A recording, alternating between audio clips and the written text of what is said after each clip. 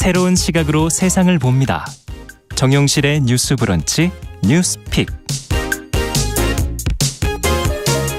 네, 정용실의 뉴스 브런치 오늘도 청취자 여러분들과 함께합니다. 유튜브 콩 앱으로 들어오시면서 또 의견 남겨주시기 바랍니다. 자, 저희는 뉴스픽으로 시작을 해보죠. 전예현 우석대 개공 교수님 어서 오십시오. 안녕하세요. 전예현입니다. 네, 조으론 변호사님 어서 오십시오. 네, 안녕하세요. 조으론 변호사입니다. 자, 이태원 참사에 대한 그 특수본 수사가 끝났다는 말씀을 앞서 드렸는데 수사 결과가 이제 지난 13일에 발표가 되지 않았습니까? 이 내용이 어떤 내용이었는지 또 유가족과 정치권에서는 어떤 시각으로 보고 있는지 정 교수님께서 좀 정리를 해 주시겠어요? 예, 10월 29일 이태원 참사가 발생을 했고요. 희생자가 159명이나 지금 나온 상황입니다. 네. 당초에는 158명이었는데 현장에 있던 고등학생이 또 생을 안타깝게 마감하면서 159명이 된 상태이고 네. 경찰 특별수사본부는 11월 1일 출범을 했습니다. 무엇보다 가장 큰 임무는 참사의 원인을 밝히고 책임을 규명하는 것이었고 네. 특수본에서는 뭐 명운을 걸겠다라는 말이 나올 정도로 윗선이건 뭐 현장이건 하겠다. 성의 없이 수사하겠다고 밝혔습니다만 13일 수사 결과 발표에 대해서는 여론이 그렇게 호의적이지 않습니다. 가장 비판적인 부분은 윗선에 대한 수사가 제대로 되었느냐는 부분인데요. 네. 일단 특수본에서는 총 23명을 업무상 과실치사상 혐의로 검찰에 넘기기는 했습니다. 그런데 이 총 23명 중에 핵심 관계자들 특히 구속이 된 사람들을 봤더니 대부분의 실무선이었다라는 지적이 제기되고 있는 거죠. 행정 조직을 살펴봤더니 박희영 용산구청장이 들어가 있었고요. 네. 경찰 조직에는 이임재 전 용산 경찰서장 등이 들어가 네. 있고 경찰 조직의 어떤 최고위급이 누구냐 구속된 사람이 누구냐 봤더니 박성민 서울경찰청 공공안녕정보외사부장 이른바 정보라인으로 불리는 선에서 그쳤다는 겁니다. 네. 특수본이 윗선을 수사할지 여부를 굳이 나눠보자면 행정안전부의 이상민 장관, 오세훈 서울시장 그리고 경찰의 경우에는 윤희근 경찰청장에 대한 수사가 제대로 되고 책임 규명에 어느 정도까지 물을 수 있는지가 관심 여부여야 되는데요. 일단 행안부라든가 행정안전부 장관이나 오세훈 서울시장은 무혐의 처분이 됐고 윤희근 경찰청장에 대해서는 이건전 조사 즉 내사 종결하기로 된 겁니다. 네. 그렇다 보니 특수본이 출범할 때부터 첫 번째 경찰을 제대로 수사할 수 있겠느냐. 네. 경찰의 윗선까지 경찰청장까지 제대로 수사할 수 있겠느냐라는 우려가 현실화됐다라는 지적이 나오고 있는 것이고 두 번째로 약간 미적거린 것이 아니냐라는 우려도 제기되고 있는 것이죠. 그건 무슨 뜻이죠? 예를 들면은 서울시나 행안부에 대한 수사 과정에서 이상민 장관에 대한 집무실이 압수수색 대상에서 제외됐다. 그래서 이것은 정치적인 곳이 고려된 것이냐. 이런 좀 우려가 일었었고요. 이런 가운데서 이제 검찰이 보강 수사에 나섰다라는 소식도 전해지고 있습니다. 네. 하지만 이제 유족들은 과연 이게 앞으로 윗선 수사가 계속 검찰에서 이루어질지에 대한 우려의 목소리를 나오고 있는데요. 유족 측에서 이상민 장관, 오세훈 시장, 윤희근 경찰청장을 이르면 이번 주 검찰에 고발할 수도 있다. 이런 소식이 전해지고 있습니다. 네. 사실 이제 우리 이태원 참사 진상규명은 두 가지 축으로 지금 진행이 되고 있는데 네. 하나는 특별수사본부였는데 특수본은 이제 13일 수사를 마무리한 것이고요. 끝난 거죠. 국회에서의 네. 이태원 참사 국정조사 특위 활동도 17일이면 종료가 됐습니다. 네. 그러나 유족들이 강조하는 바는 이렇게 159명이 숨졌지만 아무도 먼저 책임을 지고 물러나지도 않았고 윗선에 대한 진실규명도 되지 않았다라고 아쉬움을 나타내고 있고 정치권 일각에서는 특검 얘기까지 나오고 있는 상황입니다. 그렇군요. 지금 뭐 비판적인 보도들이 좀 나오면서 용두사미 이런 표현들을 좀 쓰고 있는데 사실 처음부터 앞서 얘기해 주신 것처럼 제대로 수사를 할 수 있겠는가 하는 그런 의문들이 좀 있었죠. 경찰 내부를. 수사 결과를 보시면서는 어떤 생각들이 드셨는지 일단 두 분께 말씀을 좀 들어보고 싶습니다. 네, 일단 특수본이 수사를 개시를 하긴 했지만 처음부터 많은 언론이나 저희들 또한 이게 아무래도 경찰이 경찰을 수사를 그렇죠. 하는 형국이다 보니 이게 제대로 되겠느냐라는 우려가 있었는데요. 이번 결과를 봐도 그런 비판을 면하지는 좀 어려울 것 같습니다. 일단 경찰 스스로가 진상규명의 대상인 동시에 예. 수사의 주체가 되는 것이니까 셀프 수사라는 비판을 면치 못할 것이고요. 결론적으로 어떻게 보면은 실무자들은 뭐 일부 구속 기소를 하기도 하고 기소를 하기도 한 상황인데 상태지만, 네. 정작 많은 국민들이 어떻게 보면 바랬던 그런 윗선에 대해서는 뭐 기소를 못하는 거는 나중에 법리적으로 이런 문제가 있기 때문에 못할 수 있다라는 게 되더라도 예. 일단 수사조차 못한 상황인 거거든요.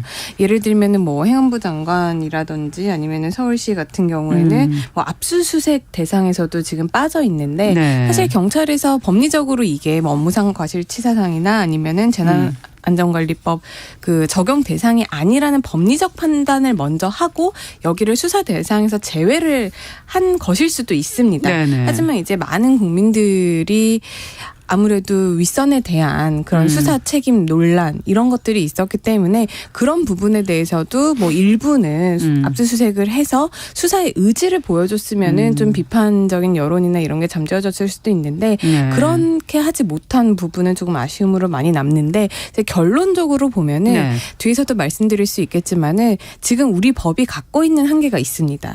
실무진들은 처벌을 할 수 있는 그러니까 법적인 책임을 지을 수 있는 규정들은 있는데요. 예. 그런 윗선 한 단계, 두 단계를 띈 그러니까 네. 지자체가 있고 여기에 중앙이 있고 예. 또 그 광역 지자체가 있잖아요. 그렇죠. 그런 부분에 대한 법적인 어떤 형사적인 특히 책임을 예. 지우기 위한 입법적인 좀 모호성이라든지 좀 공백이 있기 때문에 그런 부분을 우리가 이번 기회에 좀 더 꼼꼼히 챙겨서 입법 보완을 하는 식으로 나아가야 하는 것이고 이번에 법적인 책임을 묻는 것은 좀 어려울 수 있었겠다라는 생각이 이제 저도 한 변호사로서 들고요. 예. 다만 정치적 책임을 아직까지도 아무도 지지 않았다는 면에서는 굉장히 많은 아쉬움이 남습니다. 네, 법적으로는 한계가 있는 것은 현실이지만 정치적인 책임과 도의적인 책임을 좀 져야 되는 거 아니냐라는 지적을 해 주셨어요. 정 교수님께서는 어떻게 보십니까? 약간 관점의 차이가 있을 수 있을 것 같습니다. 근데 법적인 한계는 법률 전문가들이 사실은 굳이 예측을 하다면 네. 특수본 수사가 시작되기 전에도 예측할 수 있는 부분이었어요. 그렇죠. 예. 그런데 여권에서는 계속 일단 특수본 수사를 지켜보자라고 했다 보니 이게 맞물려서 좀 의구심이 커진 거죠.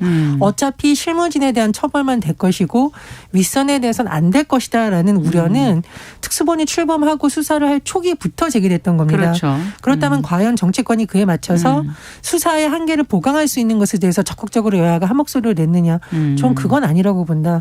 그래서 이건 누군가는 상당히 이런 결과를 예측하고 손을 놓고 있다라는 정치적 도의적 책임으로부터 자유로울 수가 없는데 특히 저는 이게 진보냐 보수냐를 떠나서 국정 운영의 한 축을 쥐고 있는 여당의 태도는 매우 아쉽다. 이 문제를 정쟁으로 보지 말고 국민의 안전을 위한 관점에서 여당에서 오히려 더 적극적으로 진실규명에 나섰더라면 어떨까라는 되게 아쉬움이 있고요. 더군다나 이런 과정에서 윤석열 대통령의 발언이라든가 이상민 장관의 언행이 굉장히 여러 가지 논란을 또 일으켰습니다. 수사가 진행되는 과정에서. 그래서 우리가 수사는 수사대로 비판을 할 수 있는 것이고 그럼에도 불구하고 수사와 별개로 책임 있는 모습을 보여줬다 됐던 정치권이라든가 고위 관계자들의 태도는 여전히 아쉽고 여전히 유족들의 입장에서 보기에는 납득하기 어려운 상황에 머물러 있다고 봅니다. 네, 그러네요. 자, 초기부터 이제 뭐 법적인 것이나 한계는 알고 있었지만 그에 대한 태도라든지 책임이라든지 이런 것들을 두 분께서 동일하게 지금 문제 제기를 해 주셨는데 그렇다면 지금 검찰이 수사를 더 한다는 상황이지 않습니까? 원점에서 그러면 재확인을 하고 윗선 의혹도 철저하게 규명하겠다 이렇게 지금 발언은 나오고 있는데 그러면 처음부터 검찰이 했었으면 되는 거 아니었을까 시간을 낭비하지 않고 하는 그런 생각이 들기도 하고 이게 순서가 또 어떻게 되는 것인지 그러면 또 검찰이 수사를 하면 정말 더 나은 결과가 또 나올 것인가 하는 회의적인 시선도 있을 수 있고요. 어떻게 보세요, 두 분께서는? 일단은 현행 법상 이제 그 검수완박법이라고 한 게 이제 시행이 되면서부터 예. 검경 수사 분리권 조정이 이루어졌고 예. 이번 참사 같은 경우에는 이제 1차적으로 경찰에게 그런 수사권이 있는 것으로 지금 법에는 어느 정도 명시가 되어 있습니다. 네. 물론 그거에 대한 해석의 여지는 조금 있습니다만은 1차적인 수사기관이 이제 경찰이라는 것이고 이번에 그렇기 때문에 이제 검찰에서는 맨 처음에 약간 좀 한 발 물러나는 모습을 보였었죠.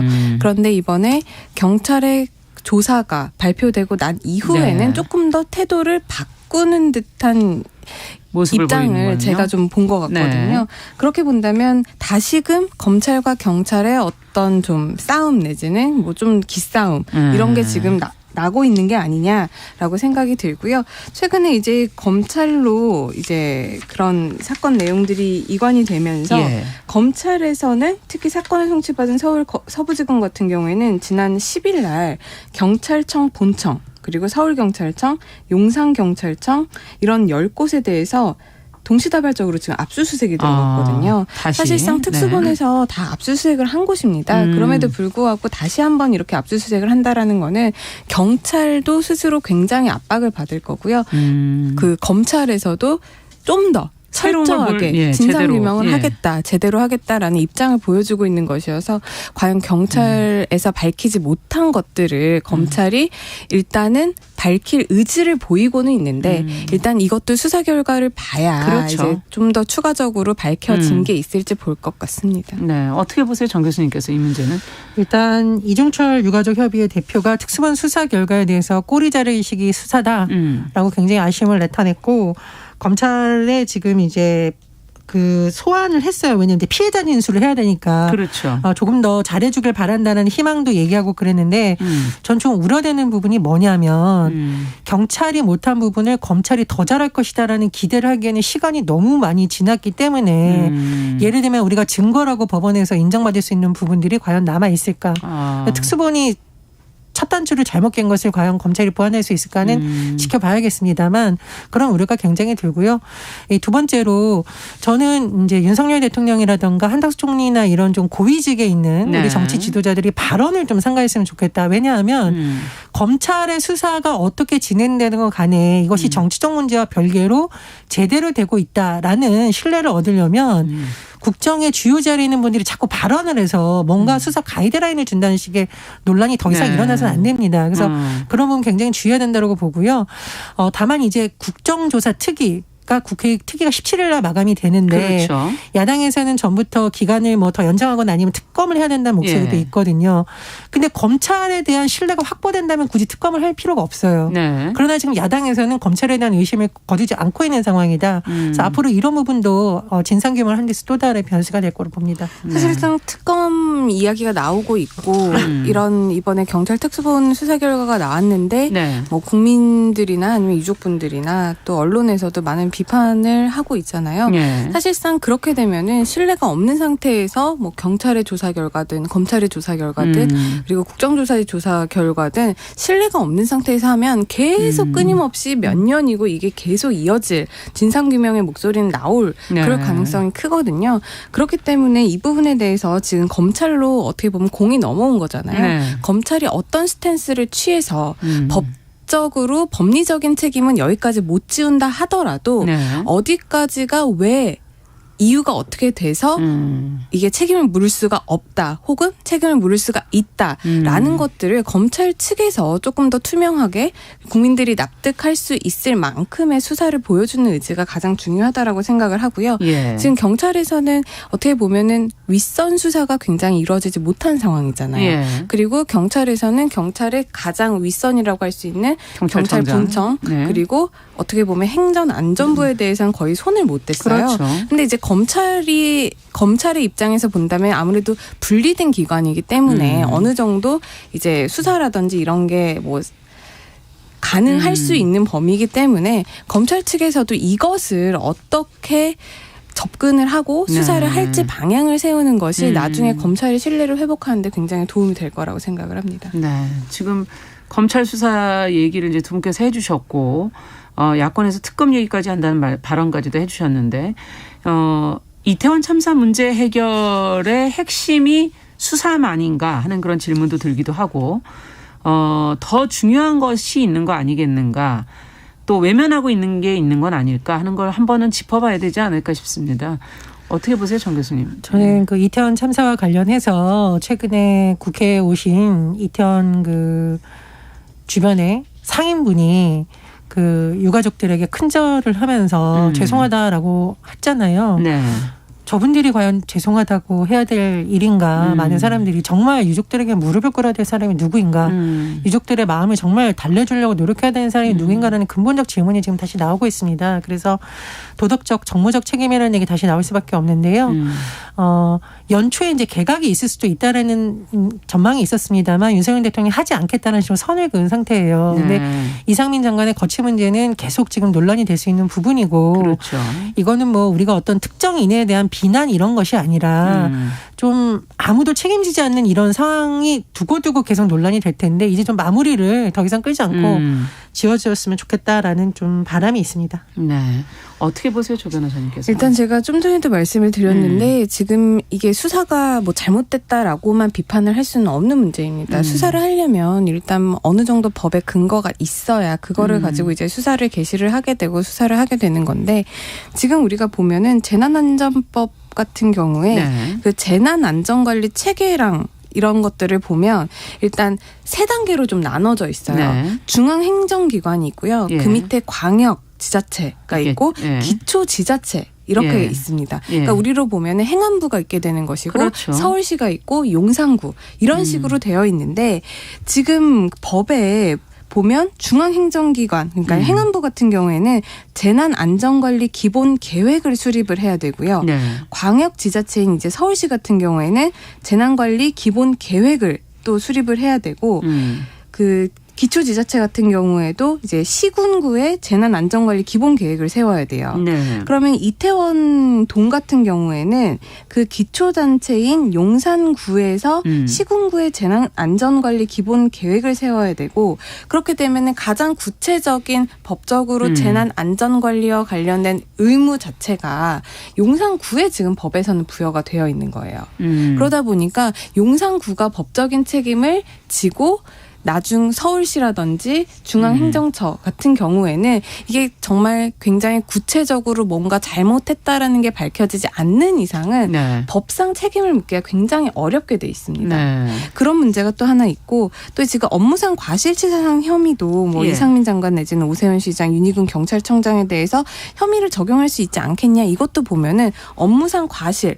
그 사람들의 어떤 업무상 과실로 인해서 예. 이런 치사상의 행위에 어떤 책임을 물을 수 있게 되려면 인과관계가 굉장히 이건 또 형법의 문제이기 때문에 굉장히 꼼꼼하게 밝혀져야 되는 부분이 있거든요. 네. 그러니까 그 직에 있었으니까 통상적으로 책임을 물어야 된다라고 지금 법에 규정이 돼 있는 게 아니라 굉장히 엄격한 증명을 요구를 하고 있어요. 그런 여러 가지 법적 한계가 있기 때문에 이번에 뭐 윗선 수사가 실패한 것이 아니냐 수사를 할 수 없었다 이런 비판도 있지만은 이런 법에 의해서 조금 더 재난안전관리 대해서는 네. 법적인 책임을 구체적으로 명시를 하는 예. 보안 입법도 우리는 좀 검토를 해볼 되겠네요. 필요성이 있습니다. 네. 지금 우리가 일반 기업에서 보면은 어떤 뭐 산재가 일어났을 때 중대재해처벌법을 보면은 예. CEO가 사실상 그거에 대해서 구체적인 지시를 안 했을 수도 있음에도 불구하고 그렇죠. 그런 CEO에게 책임을 물리잖아요. 그것도 네. 형사 책임을 물린단 예. 말이에요. 법에 의해서. 그렇기 때문에 이번에 재난안전관리법 같은 경우에도 어떻게 보면은 정치적인 책임은 질 수 있지만 법적인 책임인 부분에서는 좀 아무래도 구멍이 있을 수 있고 촘촘하지 못한 입법이 있을 수 있기 때문에 이것을 또 어떻게 보완할지 그런 것도 이제 국회 단계에서 논의를 해봐야 될 문제라고 생각을 합니다. 네. 예, 그런데 이제 대통령이나 장관들은 법리적 해석을 하는 법원이나 수사기관은 아니잖아요. 그렇죠. 그러니까 수사기관이 보여줄 수 있는 또 역할이 있는 거고 소위 말해서 국정의 지도자들이 해줄 수 있는 역할이 또 있는데 네. 지금 국정의 지도자들이 보여준 모습이라든가 이 행태는 여전히 매우 실망스러운 단계를 못 벗어나고 있다는 생각이 네. 들고요. 전 이제 야당에서 이런 비판을 합니다. 나경원 전 뭐 저출산 고령사위원회 부위원장은 네. 대통령실과 입장이 다르다는 말 한마디로 전당대회에 맞물려서 해임까지 하는데 그렇다면 이태원 참사의 어떤 일어난 이후의 과정에서 했던 정부 고위 관계자들의 발언이나 이런 건 오히려 더 지탄받아야 될 부분도 있는 거거든요. 네. 그런적인 측면에서 아마 비판 여론이 더 좀 있지 않나 이런 생각이 듭니다. 네. 어쨌든 다른 부분도 필요하지만 지금 일단 재난안전법도 개선과 보완 입법이 좀 필요하다는 것도 국회가 또 해야 될 남은 숙제가 아닌가 하는 생각도 들기도 하고요. 자, 이 문제가 또 끝까지 어떻게 검찰 수사가 이어질지 또 특검이나 국정조사도 어떻게 될지도 한번 계속 좀 지켜보겠습니다. 자, 두 번째 뉴스로 좀 가보죠. 윤석열 대통령의 방미 당시 비속어 논란 보도 이와 관련해서 외교부가 MBC에 대한 소송을 제기했다고 하는데 이게 이제 좀 시간이 지나서 지금 보도가 됐습니다. 어떤 소송이고 어떻게 하다가 지금 여기까지 오게 된 건가?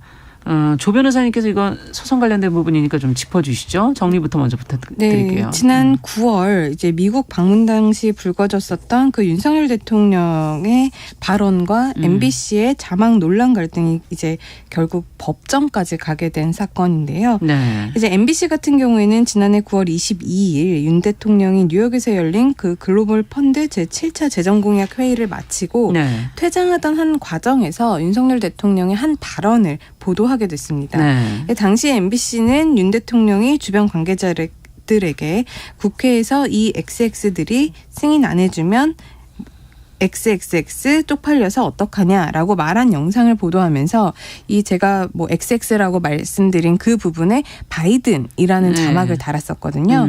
그런데 이에 대해서 대통령실은 보도가 나가고 나서 한동안 이에 대해서 아무런 언급이 없다가 15시간 뒤에 음성을 분석한 결과 바이든이 아니라 날리면이었다. 그리고 해당 발언을 이제 조 바이든 미국 대통령과 연결짓는 해석은 사실관계 왜곡이라는 입장을 내놓았었고요.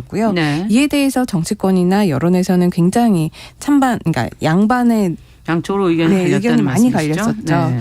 이에 대해서 이제 외교부는 지난해 10월 31일 언론중재위원회에다가 MBC의 이 보도에 대한 정정 보도를 청구를 하게 됩니다. 예. 그런데 정정 보도를 청구를 하는 과정에 있어서 MBC는 이게 사실이기 때문에 정정 보도를 할 수 없다. 예. 그렇기 때문에 MBC와 외교부가 조정을 하려고 했지만 조정에 대해서 이제 성립이 되지 않았고요. 예. 결국에는 조정 불성립 결정이 났습니다.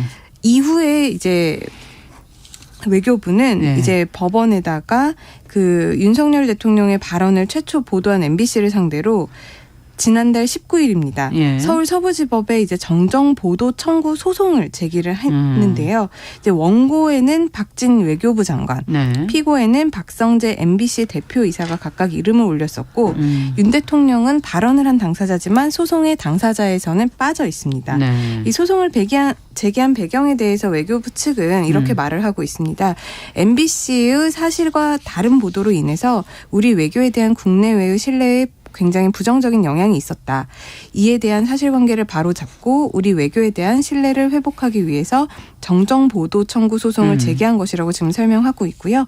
반면에 MBC는 그 조정이 불성립할 그 당시부터 이게 허위 보도가 아닌 것으로 보고 있기 때문에 정정 보도는 어렵다. 그리고 대통령실의 반론에 대해서도 후속 보도를 통해 충분히 전달했다라는 입장을 아직까지 유지하고 있는 것으로 알려지고 있습니다. 네, 그러니까 먼저 조정이 안 돼서 이제 결국은 소송으로 가게 됐다 이런 말씀을 지금 정리를 해주셨어요.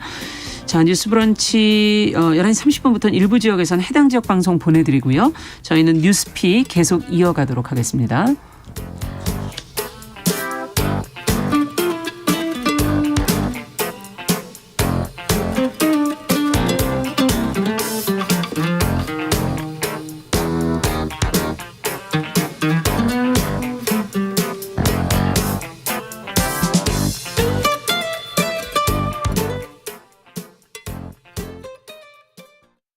지금 시각은 11시 30분입니다. KBS 여러분은 지금 KBS 1라디오 정용실의 뉴스 브런치와 함께하고 계십니다. 네, 뉴스픽 지금 윤석열 대통령의 비속어 논란 보도와 관련해서 외교부가 MBC를 상대로 낸 소송에 관한 이야기 저희가 지금 나눠보고 있습니다. 조 변호사님께서 지금까지 상황을 어떻게 소송까지 이르게 됐는지를 이제 정리를 해주셨는데, 자 이제 국민들이 궁금한 건 이렇게까지 번질 일인가, 이거를 꼭 법적으로 해결해야 될 문제인가 하는 그런 부분들에서 아마 의구심을 가지시고 있을 것 같아요. 정 교수님께서는 어떻게 보세요? 일단은 바이든 대통령이 아니라 날리면이라고 했다고 하더라도 부적절하죠. 예. 윤석열 대통령이 조금 더 주의했어야 된다. 이 부분에 대해서는 이견이 별로 없을 것 같고요.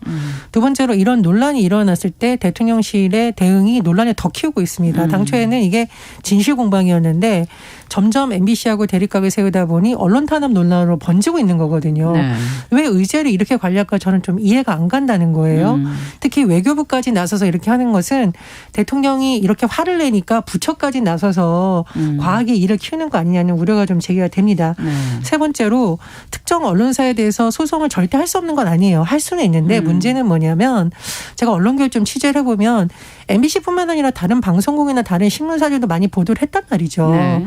심지어 외신도 했습니다. 그런데 왜 MBC를 상대로 이렇게 하는 걸까? 이거는 앞으로 이런 보도 하지 말라는 압박으로 충분히 볼 수 있는 요인이 많다는 거고 참고로 예전에 제가 이제 MBC가 아닌 다른 방송국의 앵커가 한 발언을 보면 방송국들이 다른 방송국 따라서 하는 게 아니라 다 확인 과정을 거칩니다. 그럼 이 많은 방송국과 외신들에게 일일이 책임을 물을 거냐는 거죠. 그건 아니잖아요. 이런 식의 방법이 오히려 또 다른 논란, 언론의 자유 침해 논란으로 계속 이어지고 있는 사상에서 굳이 소송을 하는 것이 좀 바른 해결책인지는 의문이 듭니다. 네. 어떻게 해야 될까요? 두 분께서 어떻게 보십니까? 일단 이게 예. 법적으로 해결할 수 있는 문제긴 하죠. 교수님께서 말씀을 해주신 것 같이 이게 소송을 할 수 있는 문제이긴 합니다. 네. 이제 언론중재 및 피의구제 등에 관한 법률에 이제 이게 사실이 아니라고 생각이 되면 예. 이제 반론 보도 같은 경우에는 사실인지 아닌지에 대한 그런 구별 없이 반대 의견을 표명을 하는 그렇죠. 것이고 네. 정정 보도 이번에 제기한 게 지금 정정 보도인 거거든요. 그렇죠. 정정 보도는 사실이 있는데 이게 사실이 아닌 것을 방송을 했으니까 다시 고쳐달라, 보도를, 네, 고쳐서 수정해달라, 진실로 바꿔서 다시 보도를 해달라 이런 예. 건데 예. 그렇게 되면 이게 법적으로 이제 바이든인지 날리면인지 사실을 일단 진상 규명이 네. 들어가야 되는 문제인 겁니다. 근데 그렇게 되면 이게 지금 몇 달째 계속해서 되는 문제이고 네. 사실 법적으로 청구할 수 있는 문제고 법적으로 이게 뭐 감정이라든지 여러 가지 절차를 거쳐서 뭐가 사실인지 밝혀질 수 있는 문제이기는 예. 합니다만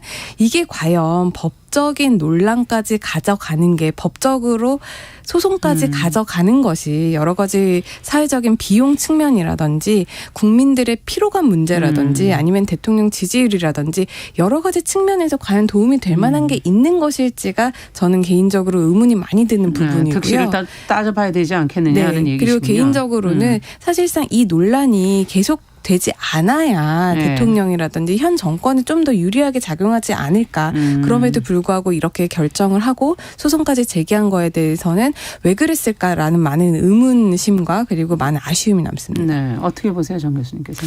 아니 저는 현 정부 들어서 뭐 소송, 압수수색, 감사 이런 뉴스 너무 많이 나오거든요. 물론 이제 그런 과정을 거쳐야만 진실이 밝혀지는 경우도 있습니다만 그렇게 하지 않고도 어떤 이 문제를 좀 해결할 수 있는 방안이 있다면 그걸 찾는 게 또 정무이고 정치라고 생각을 합니다. 네. 그래서 변호사님 말씀해 주셨듯이 왜 이 소송을 해서 또 이 논란이 제기되게 하는지가 자꾸 반복되게 하느냐, 논란 의문이에요. 자체를. 이게 혹시 네. 대통령의 의중을 우리가 잘 헤아려서 심기보잘하는 것이 아니냐라는 논란이 또 일어날 수 있거든요. 그래서 이 부분에 대해서는 좀 정무적인 판단이 필요하다고 봅니다. 네. 두 분께서 정무적인 정치적인 해결을 좀 하는 것이 더 낫지 않겠는가, 국민들의 피로감을 좀 덜 줄일 수 있지 않겠는가라는 지적을 해주셨어요.